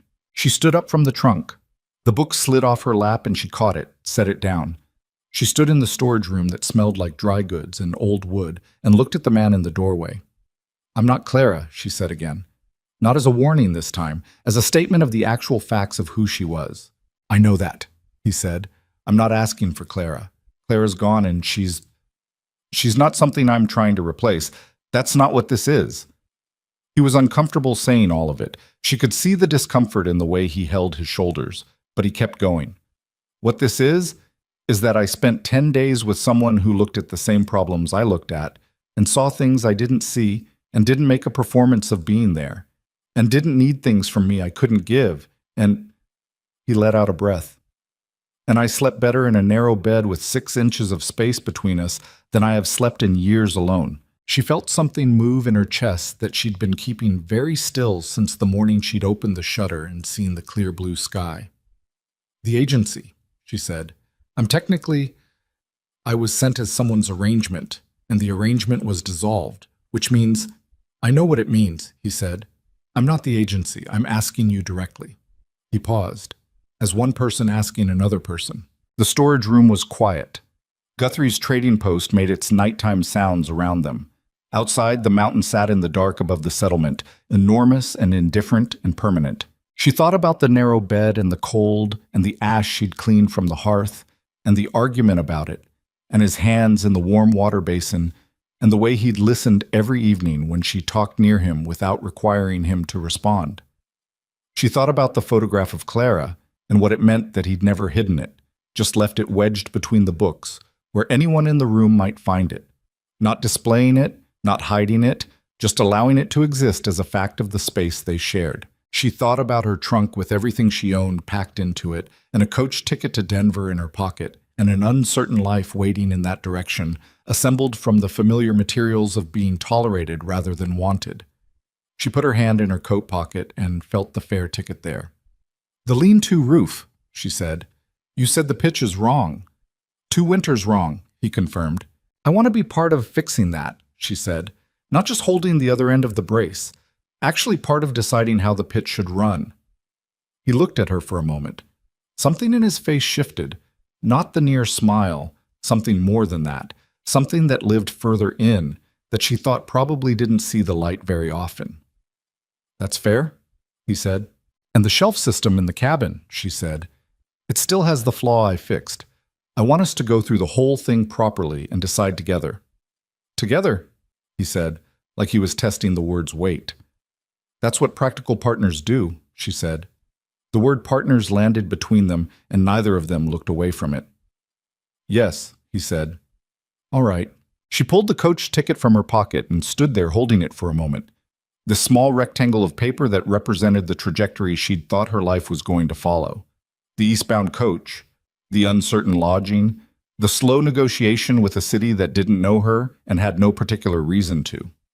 She put the ticket on the stack of dry goods crates to her left. "Guthrie can refund it in the morning," she said. Silas looked at the ticket on the crate, then at her.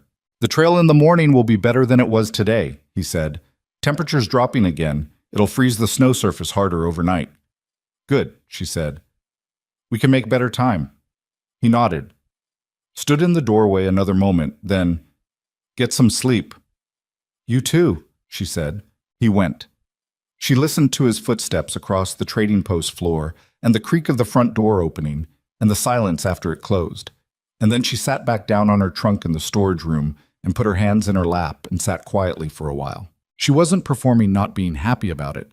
She just needed a minute to let it settle through her, this thing that had happened. This entirely unexpected, entirely unplanned, impractical and uncomfortable, and somehow completely solid thing that had happened before she could trust herself to file it as real. Her mother's quilt was in the trunk under her. Her mother had made it from pieces of clothing that had been worn past usefulness, which was her mother's way. She wasted nothing, made things from the remnants of other things, understood that the value of something wasn't in its original condition, but in what you built with it after. Marlowe had always understood that about her mother. It occurred to her now, sitting in a storage room in a tiny settlement at the edge of a mountain range, that she'd inherited more of that particular understanding than she'd realized. She blew out the lamp and lay down on the narrow cot Guthrie had put in the corner and pulled her coat over herself for warmth and stared at the dark ceiling. Tomorrow, she would go back up the mountain. Not because she had nowhere else to go. Not out of necessity or desperation or any of the practical compulsions that had landed her in Harrow Creek in the first place. She would go back up because a man who had no practice asking for things had stood in a doorway and asked, and because she had looked into his eyes and found something she hadn't found anywhere else in 29 years of looking. She wasn't foolish enough to call it simple. She wasn't the kind of woman who made things simple by calling them simple. It was going to be hard. The mountain was always going to be hard. And 2 people learning each other's permanent edges was always going to be hard. And building something real from the remnants of 2 broken, separate lives was going to be harder than either of them knew yet. But she had never in her life walked away from a hard thing just because it was hard. The dark in the storage room settled around her. Outside, Harrow Creek got quieter by degrees. Up above the settlement, invisible in the dark, the mountain sat under its snow and waited with the perfect patience of something that had all the time in the world. In the morning, she was going back up. She closed her eyes. For the first time in a very long while, the night did not feel long. She was up before dawn, not because she had to be.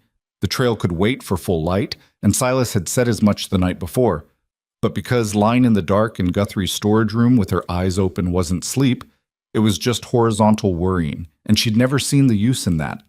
She dressed in the dark by feel, the way she'd learned to do in the cabin over 10 days of early mornings, and folded the blanket Guthrie had lent her and left it on the cot with a neatness that was partly habit and partly gratitude. The fare ticket was still on the stack of dry goods crates where she'd left it. She looked at it for a moment in the gray pre-dawn dark. A rectangle of paper representing one version of her life, the one that continued in a straight line away from everything that had happened in the past 2 weeks. The sensible version, the version that involved a city and a domestic work, and the slow, anonymous rebuilding of a practical existence. It was not a bad version. It was just not the one she was going to take. She picked up the ticket and put it in her pocket. She'd return it to Guthrie in the morning and get what refund the coach company allowed, which probably wasn't much, but every dollar was going to matter going forward, and she wasn't sentimental enough to leave money sitting on a crate. She went out into the trading post proper and found Guthrie already behind his counter with a lamp lit, working through his morning ledger with the focused patience of a man who had made peace with early hours. He looked up when she came through the storage room door and didn't seem surprised. "Coffee's on the back stove," he said. "Help yourself." She poured a cup and stood at the counter and set the fare ticket down between them. He looked at it, looked at her. "Refund policy," she said. "What does the coach company offer for an unused ticket?" He picked it up, examined it. "Half fare, if you turn it in before departure. Coach doesn't leave until 10. He set it down. "You're not going?" "No." He was quiet for a moment, making no particular expression, which was his version of diplomacy. "Silas Boone is a difficult man," he said finally. "I know. He's been difficult for 11 years, which means he's had a long time to get settled in his difficulty." "Mr. Guthrie," she said, "I spent 10 days in a one-room cabin on the side of a mountain in a blizzard with that man. I'm familiar with the terms." He looked at her for a moment, and then he did something she hadn't seen from him before. He smiled. It was brief and genuine and changed his face considerably. "Fair enough," he said. He picked up the fare ticket. "I'll process the refund when the coach agent comes through at 8. She drank her coffee. Outside, Harrow Creek was beginning its morning. She could hear it through the walls, the first sounds of a settlement waking, a horse being led somewhere, a door, distant voices. The sky in the window above the counter was moving from black to the deep blue that came just before actual dawn. Silas came through the front door at 6:30 with the cold at his back and snow on his boots, and the pack already loaded on his back, which told her he'd been up since before 5, doing the work of preparing to go back up. He looked at her at the counter with her coffee cup, and then at the counter where the fare ticket had been, and then at her again. "Guthrie's holding the refund until the coach agent comes at 8, she said. He set the pack down by the door. He didn't say anything for a moment. Then, "We'll wait until 8 then." "There's coffee," she said. He came to the counter and poured a cup and stood beside her, not touching, close enough that she could feel the cold coming off his coat gradually releasing. They drank their coffee. Guthrie worked his ledger. Outside, the sky finished its transition from blue to the particular pale gold of a cold, clear morning. It was, she thought, a very ordinary moment. 2 people standing at a counter drinking coffee in a small trading post in an unremarkable settlement at the edge of a mountain range. Nothing about it was dramatic. Nothing about it required commentary. That was the thing she was learning, or relearning, the thing she'd known abstractly for years but was only now understanding in the particular, that the moments that actually changed your life rarely announced themselves. They looked like ordinary mornings. They felt like coffee going warm in your hands.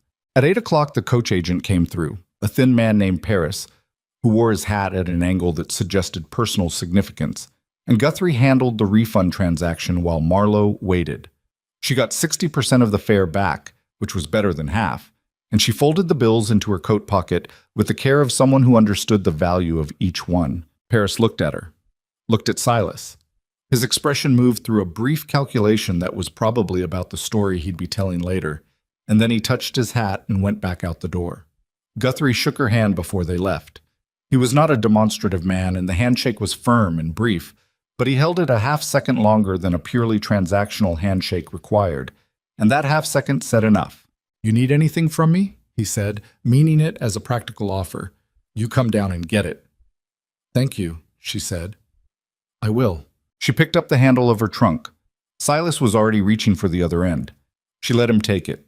They carried it between them to the lean-to where it would stay until spring made transport up the trail feasible, and she took from it only what she could carry in her pack. The quilt, the books, the photograph of her mother, the clothing she'd need for the deep winter ahead, the needle and thread she always kept on her person. She closed the trunk and latched it. "Ready?" Silas said. "Yes," she said. They left Harrow Creek the same way they'd left it the first time, on foot, heading north, the trail rising away from the valley floor toward the ridgeline that blocked the upper mountain from view. The difference was the day was clear. The snow surface was hard and firm, as Silas had predicted, and she was carrying a pack she'd organized herself rather than scrambling up in borrowed time before a storm closed everything. The difference was also that this time she knew what was at the top. She knew the trail now. Every place where it rose sharply and where it leveled, every section that went icy in shade, the granite shelf where she had to watch the left side, the pine grove where the wind dropped and the going became almost pleasant by comparison.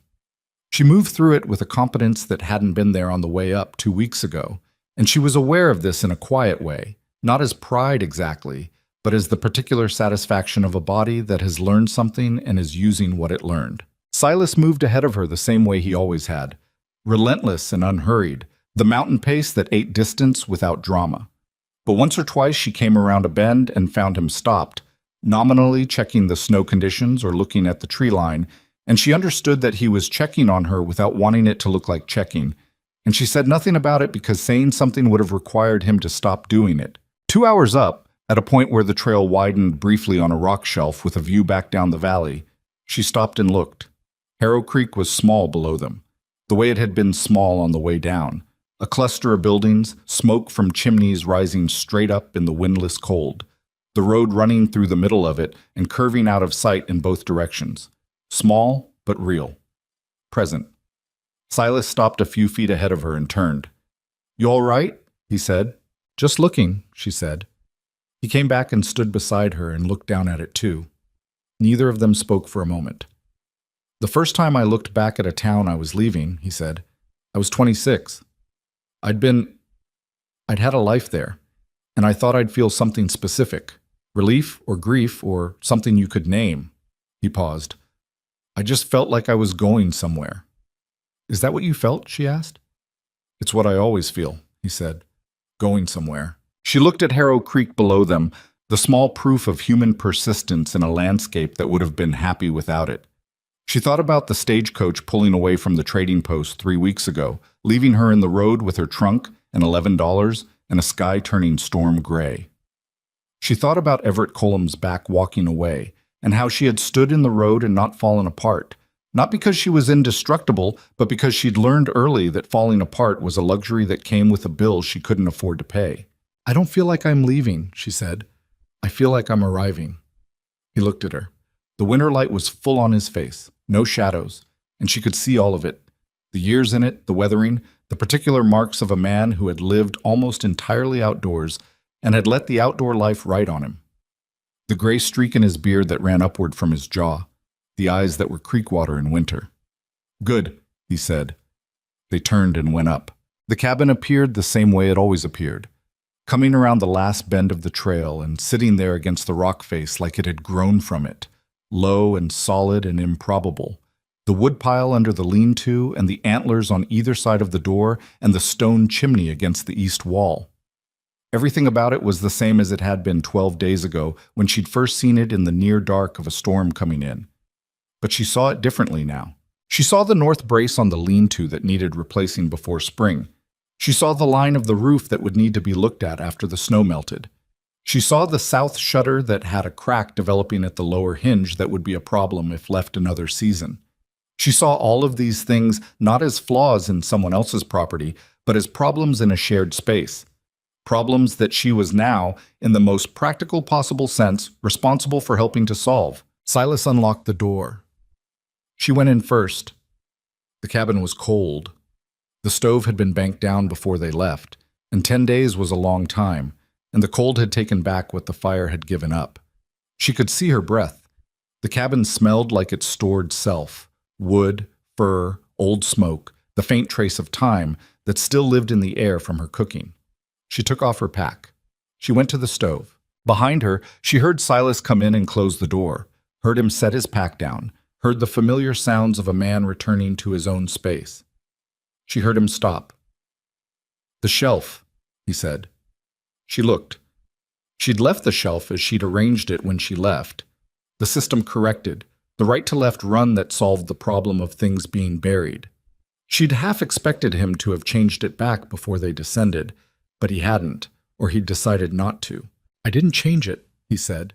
I looked at it this morning when I was packing and I realized you were right.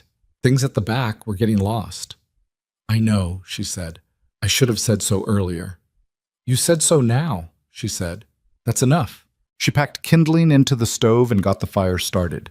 He moved behind her, hanging his coat, storing his pack, doing the accumulated small tasks of return. The cabin began to warm by degrees slowly, the cold retreating from the surfaces nearest the stove first. She put water on. When she turned around, he was standing in the middle of the room, not at the workbench, not by the door, just standing in the middle of the one room that was his entire domestic world. And he looked, for a moment, uncertain. Not afraid, just uncertain, the way a person looked when they'd done something irrevocable and were standing at the edge of what it meant. I want to be useful to you, she said. That's not a negotiation, it's just what I am. I need to be doing things that matter. So I need you to actually tell me what needs doing rather than working around me. I can do that, he said. And I need you to tell me when I've overstepped, she said. Because I will. The hearth thing, I'd do it again because it needed doing, but I could have told you first. I'll try to tell you first. All right. And I need you to eat properly, she said, because it had been bothering her since she first inventoried his stores. You were running on less than you should have been before I got here. A man doing the work you do in this cold needs more than you've been giving yourself. He looked at her. Something in his face that might have been amusement and might have been something else. Is that a condition? It's a fact, she said. I'm not making conditions. I'm telling you things I've observed. Observed, he said. I pay attention, she said. It's what I do. He looked at her for a long moment. Then he pulled out the second chair, the one that had always had things stacked on it, the chair that had no person assigned to it, and set it at the table. Cleared it properly, moved the tools to the workbench where they lived, set it across from his own chair. It was such a small thing, a chair at a table, the most ordinary piece of furniture in any home on the frontier or anywhere else. But she looked at it and felt something loosen in her chest that had been held tight for a very long time. Supper tonight, he said. I'll cook. She looked at him. You cook? Badly, he said. But I can do it. What do you make? Bean soup, he said. Essentially the same thing you made the first night, except worse. She almost laughed. She didn't quite, but she almost did, and he saw the almost and his mouth did the thing that wasn't quite a smile. I'll cook, she said. You can tell me what the trap line needs checking in the morning. Deal, he said. It was not a romantic word. It was a practical word, a working word. The word of two people who had decided to build something and were being honest about what building looked like. She had heard it that way and was glad of it, glad that it wasn't dressed up as something prettier than it was, because dressing it up would have made it smaller, not larger. The months that followed were not easy. She had not expected easy, and she would have distrusted it if it had arrived. The winter ran deep and long into what should have been spring, and there were weeks where the cabin felt the size of a held breath, and they exhausted each other's patience in the particular way that people did when they were learning each other's permanent edges. The places where one person's habits abraded against the other's the way rock abraded against rock, gradually, without malice, simply by existing in the same space. Silas was rigid about certain things she found arbitrary. She was stubborn about certain things he found unnecessary. They argued. Not the careful, contained arguments of the first 10 days, real arguments, the kind with raised voices and closed doors, and one or both of them going outside to walk it off in the snow. What she learned through all of it was that an argument you came back from was different from an argument that ended something. She had spent most of her life treating conflict as a sign of structural failure, as evidence that something was wrong beyond repair. She learned that winter and into spring that some conflict was just the sound of two real people occupying shared space, and that what mattered was not the absence of the sound, but what you did after it. What Silas did after was come back and say the specific thing that needed saying. Not an apology for the argument itself, but an acknowledgement of whatever part of it he'd gotten wrong. He was not a man who apologized for his general existence, and she had no interest in one who did. What he offered was precise. I shouldn't have said it that way. What I meant was this. She learned to offer the same. They fixed the north brace in April, when the ground softened enough to anchor the new post properly.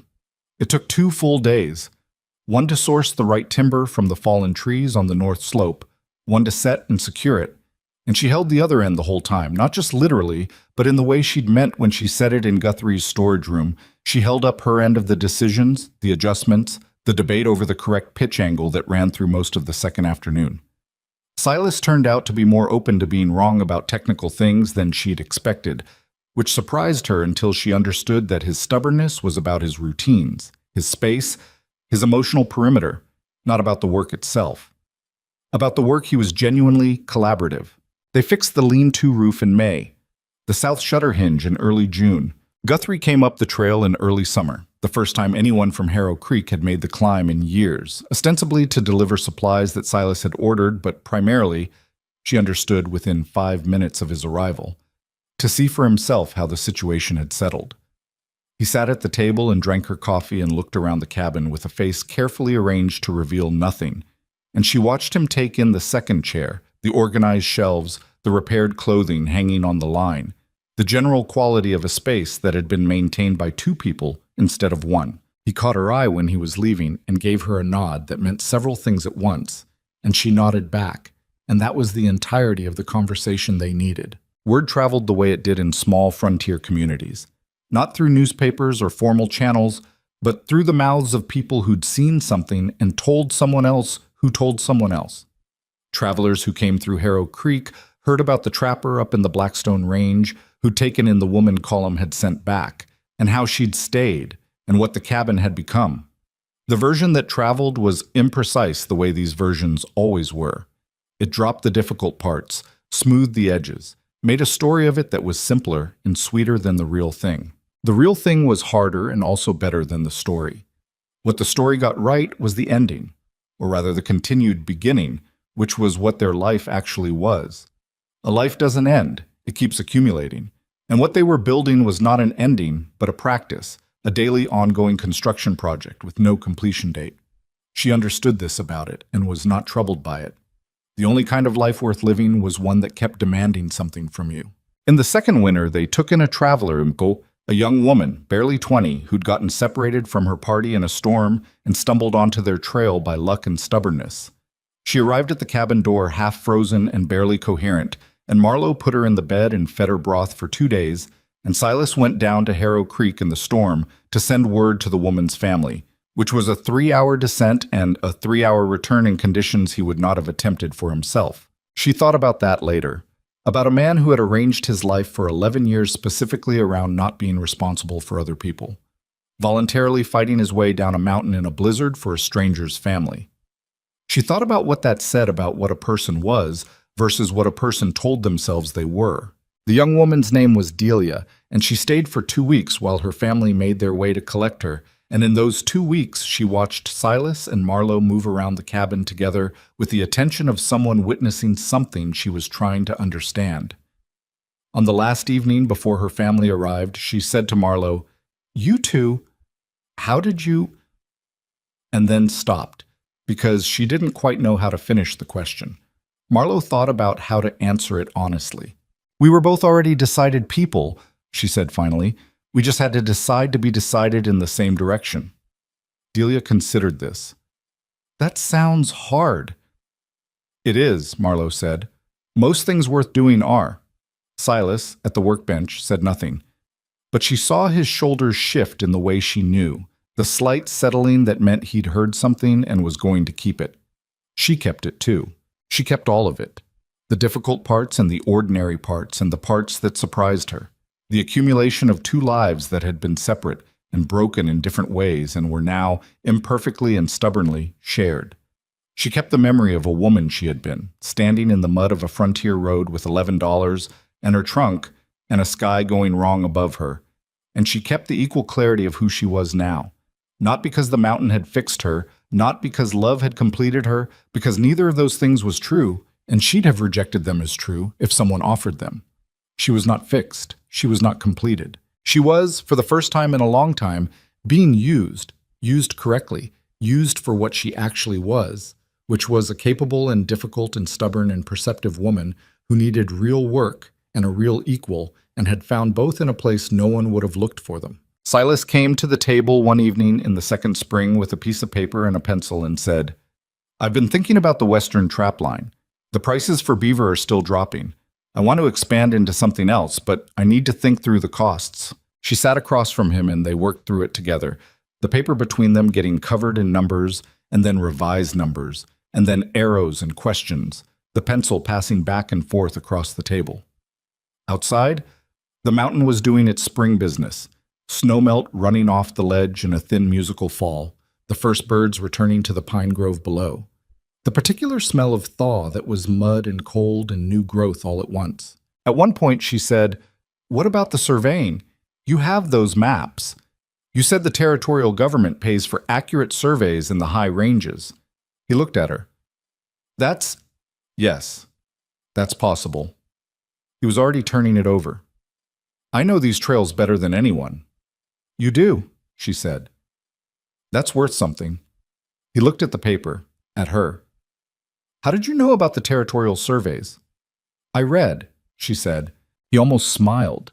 The actual smile, the one she'd been working toward since a trading post in November, still came rarely, still arrived unexpected, still did what it did to his face when it came. She had stopped trying to summon it on purpose. It was better this way, arriving on its own schedule. "The almanac on the shelf," she said. "Last year's. There's a notice about it in the back pages." "You read the almanac?" "I read everything in the cabin," she said. "There are only 6 books." He shook his head, once, not in disagreement, but in the way you shook your head at something you should have seen coming. They went back to the paper. The mountain evening came down around the cabin, the light going from gold to pink to the blue that only existed at altitude, the particular beauty of a place that didn't care whether you were there to see it and was magnificent anyway. She had learned to sit with that, with the indifference of the landscape, the way it offered its harshness and its beauty with equal impersonality, owing you nothing, shaped by nothing you'd done or not done. She had learned to find that indifference restful rather than cruel. The wilderness didn't care who you were before you got there. It only cared what you did with yourself after you arrived. That was the lesson the mountain kept teaching, winter after winter, in the only language it knew. Not in words, not in the deliberate instruction of something that meant to teach, just in the daily facts of cold and distance and the hard arithmetic of survival, which stripped away everything that wasn't load-bearing and left only what was real. What was real between them was not beautiful in the way stories made things beautiful. It was useful and difficult and honest and built on the understanding that neither of them was going to become someone else, and that what they had was enough because it was true. Some nights, after the lamp was out and the stove was banked, and the mountain outside was doing its nighttime things, she lay in the dark and thought about Everett Colum turning his back in the road. She thought about it without the old cold that used to come with it. She thought about it almost with something like gratitude, not for what he'd done, which was small and cowardly, but for the chain of events it had started, the specific sequence of moments that had led her up a mountain in a storm to a cabin and a man and a life that fit her actual shape, instead of the shape someone else had decided she ought to be. She wasn't grateful for the humiliation. She was grateful for what she'd made of it. Those were different things, and she knew the difference, and the knowing mattered. On the other side of the bed, Silas slept the way he always slept, deeply, quietly, with the seriousness of a man who understood that sleep was work and gave it the same attention he gave everything. She listened to him breathe. Outside the cabin, the Blackstone Range sat under its stars, enormous and permanent and entirely indifferent, and the trails that ran through it were quiet in the dark. And the settlement below in the valley had its few lights going, and the world was what it was, large and cold and difficult, and occasionally, in the right company, exactly enough. She closed her eyes. She was home. Not because the mountain had become easy, not because anything about her life had resolved into the clean shapes that stories promised, but because home was not a place that asked nothing of you. Home was a place that asked everything and meant it, and gave back in the same measure, and didn't apologize for the cost. She had paid the cost. She was staying. The mountain pressed in from all sides, as it always had, as it always would. She let it press. She had never in her life been the kind of woman who needed the world to be gentle with her. She was not about to start now.